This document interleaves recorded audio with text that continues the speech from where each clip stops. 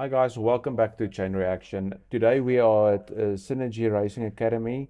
We want to thank them for all their hospitality. It was an amazing day. We learned a lot. As you can see from the videos that's happening next, we're going to start with the teacher Phil, which is an amazing guy that went through our step by step, how to do the courses, how to understand your bike better, the balance and that kind of things. You will see the guys are busy trying to balance a pole here now.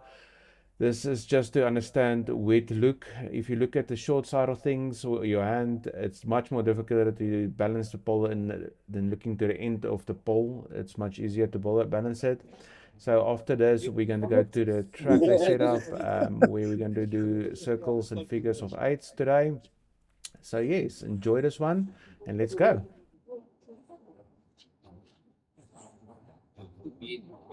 How's that?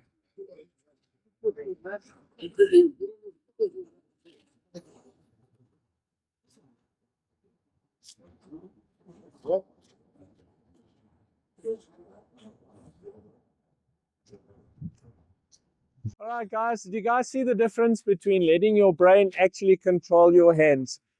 All right, this is very important when we ride a bike, especially in corners. Okay, when you go into a corner, and a lot of guys do this, they approach the corner, they look at the apex and they think like, okay, I must lean a little bit further in, and they look down. And then the bike starts doing that. Who's had that middle corner? If you're mid in a corner and the bike starts doing that. Okay, it happens. That's a killer. Target fixation is a horrible, horrible thing. All right, so when I say when we do a corner and the bike follows your nose, what I mean is a lot of guys do this. It's actually very funny when we do the class. I say to them, look where you want to go. And they go into the corner like this, and they're like, and the bike carries on straight. Okay, so when you go into a corner, remember to turn your head. Point your nose where you want to go. All right, the big problem we have, who of you drive cars? I know you don't yet. Well, if you do, don't tell your dad. Okay. All right, so you all drive cars. All right.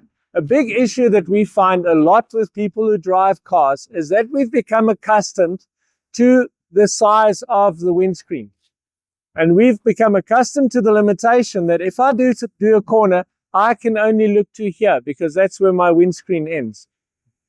Now, if I'm on a bike, I need to put my mind in a different rider mode and realize that if I'm on a bike, I can actually turn my head and look through it. I can actually do like the owl effect because I can turn my head far. So if I go into a turn here and my exit point is that side, once I've identified where I want to go, I can already start looking where I want to be.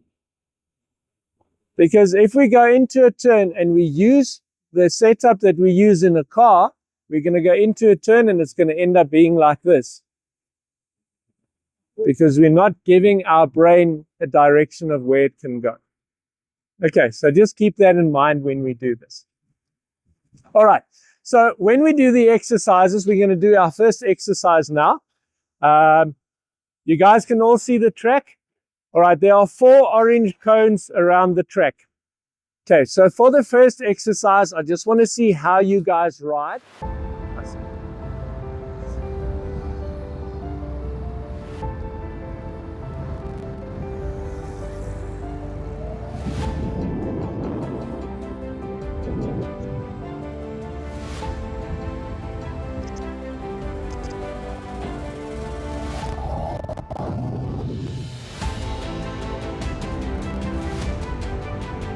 Okay, nicely done.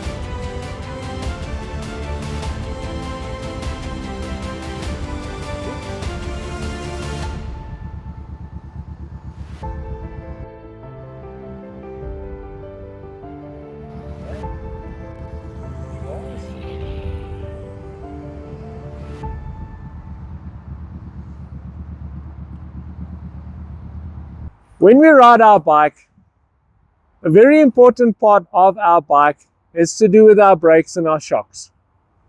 Okay, now I'm just waiting for the board, but I'm going to do this demo quickly. When we approach a corner, and this is why I wanted to do this exercise, to see who grabs which brake. Okay, remember when you ride your bike, the bike is designed to have a center balance point. Now, if you look at the basic design of a bike, you'll see the motor is further to the front than to the center. And then you got the space at the back here. And the reason for that is so when I sit on the bike, the weight is balanced between the front and the back tire to get equal pressure on front and back. Now, when I ride my bike and I apply the front brakes and the bike dips, my body goes forward. So if that happens, I'm disrupting the central balance point of the bike. In other words, I'm putting more pressure on the front tire. And if I brake hard enough, I get less pressure on the back, and we end up what we're doing, well, what they call endos, when the guys do that. Okay, now this becomes a crucial, important part when we are mid-corner and we apply brakes. Okay, if you are on a racetrack, there is a phenomenon or a procedure the guys call trail braking. This is what we use on the track to get the bike to lean even further while we're turning, by slowing the bike down and forcing the bike to dip. But to do that, we need to be at high speed to do that. All right. Under normal road riding conditions, grabbing the front brake while we're doing a slow corner can have serious imbalance effects on riding. Okay, so when we approach a corner, it's crucial that we get our braking done in a thing we call straight line braking.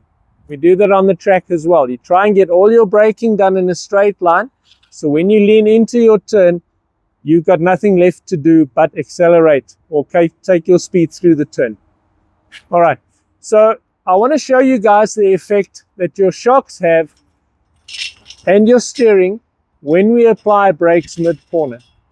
Okay, a lot of you guys ride with your fingers on the brake like this. If you are accustomed to doing that, that is fine.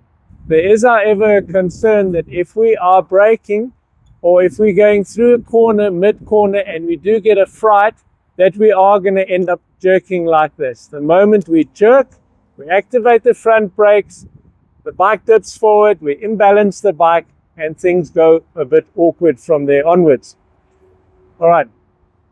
So I just want to show you guys the effect. Now, when I apply the brakes, you will see that the bike will dip and it'll come straight back up. That is the work of the shocks.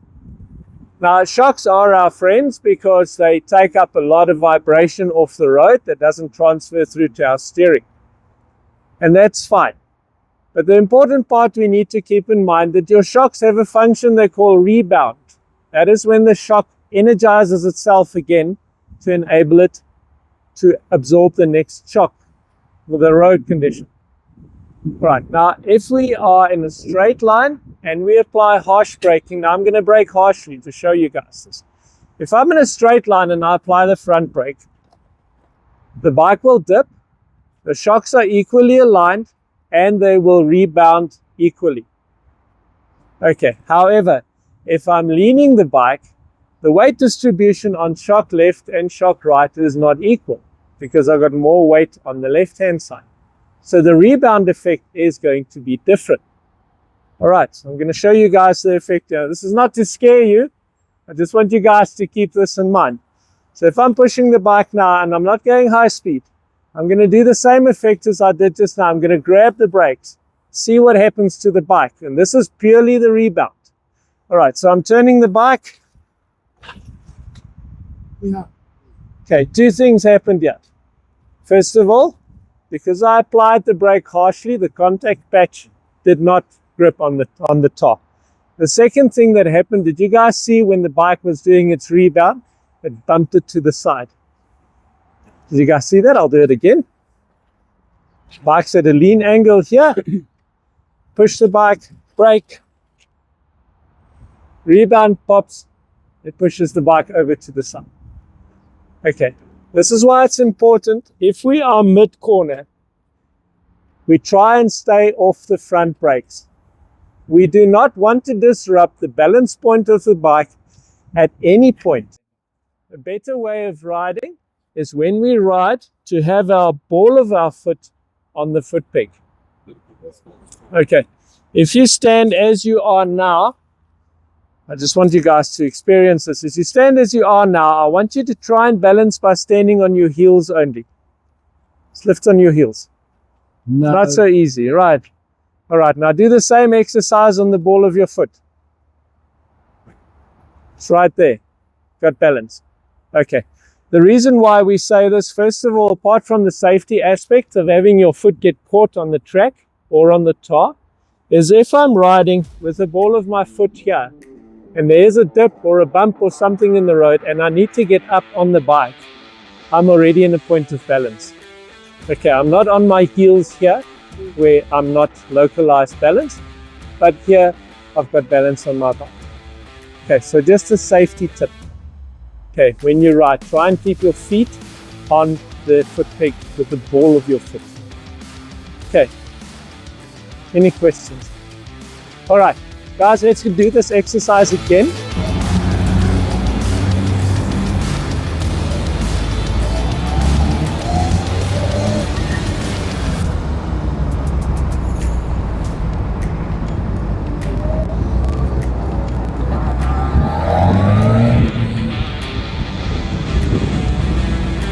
Yes, nice.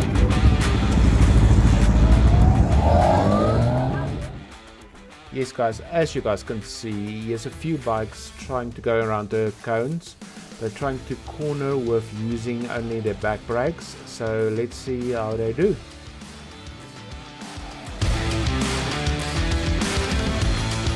I did feel a difference using the back brake. Did you feel that you're freeing up your front a lot? Okay, that's important when we go into turns. All right, guys, there's three very important parts to every turn that we need to realize. All right, the first one is your entry point. Okay, the entry point would normally be where we start entering the turn. Our second point is the apex. Okay, your apex is the center part of your turn, meaning once we've passed that point, we are on our way out of the corner. And then the last part is our exit point. All right, remember, if we have an entry point, we need to have an exit point. Right. Now, let's play a scenario. I come up with my bike up here. I'm approaching this corner. On this line here, I should already have identified where my apex is. Okay. And that's why looking up is so important when we ride, so we can see what is coming, so we can be prepared for the turn. All right.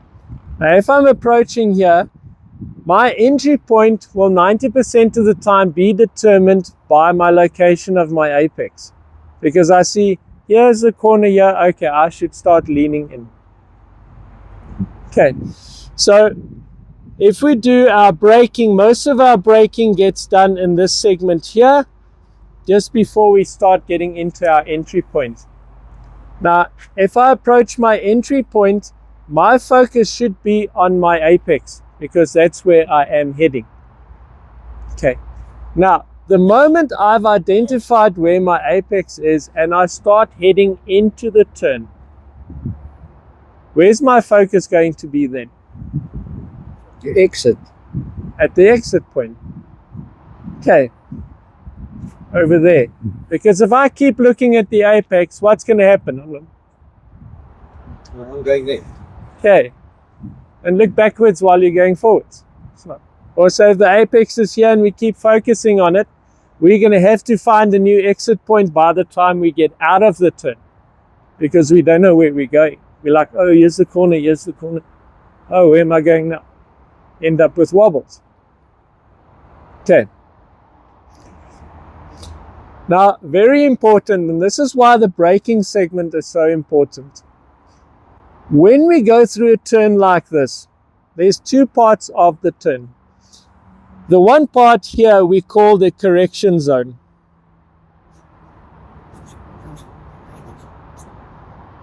Okay, that is when the bike is not yet at full lean angle.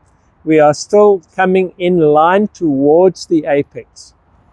The correction zone gives us literally a couple of fractions of a second to slow the bike down, change gears, do whatever we need to get us comfortable for the turn while we are still busy approaching the turn. And the only time we use the correction zone is if we misread the distance or our speed in the approach.